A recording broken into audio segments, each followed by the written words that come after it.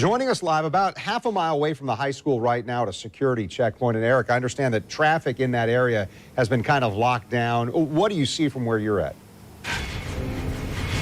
Okay, so right where I'm at right now, I'm at the corner of University and Holmberg, which is about a half-mile radius of half-mile distance from where the school is located. I'm going to go ahead, if we could pan the camera and come out this way, you can see this is one of several locations where law enforcement is blocking access down Holmberg, which is in this direction. That school is about a half-mile in that direction. Now, of course, they're keeping news media from going in that direction. However, they are allowing people who live here to gain access to their homes if they live here along Holmberg Road. Now, I will point out that we saw something very eerie earlier tonight when we first got here. It's on the other side of the school along Holmberg. My photographer Jerry and I, as we were driving up along Holmberg Road, we couldn't help but notice countless numbers of vehicles that were left unattended in the middle of the street, parked in all kind of directions. We had to navigate around those vehicles, and obviously those were vehicles that were owned by parents of students who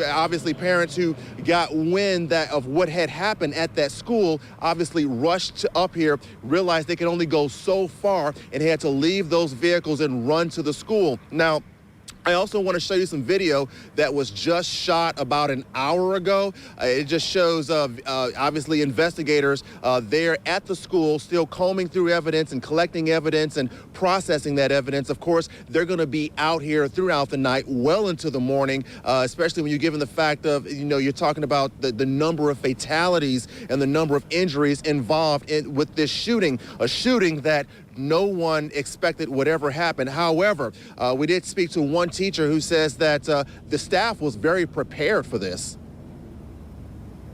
We had a training recently. We could not have been more prepared for this situation, which is what makes it so frustrating, because we have trained for this. We've trained the kids for what to do, and so the frustration is that we did everything that we were supposed to do. Broward County Schools has prepared us for this situation, and still, to have so many casualties, it's very, at least for me, it's very emotional, because I feel today like our government, our country has failed us and failed our kids and didn't keep us safe.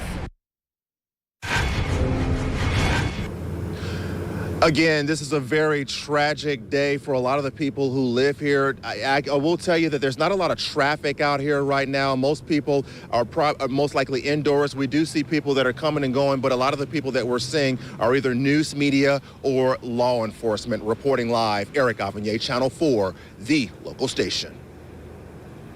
Thank you, Eric. Now, we've watched both scenes of heartbreak and scenes of relief. Video of parents reuniting with their children in just a desperate embrace. One bright light in the midst of the chaos and the horror that took place. For some parents, though, in Parkland, they will never get to hug their child again.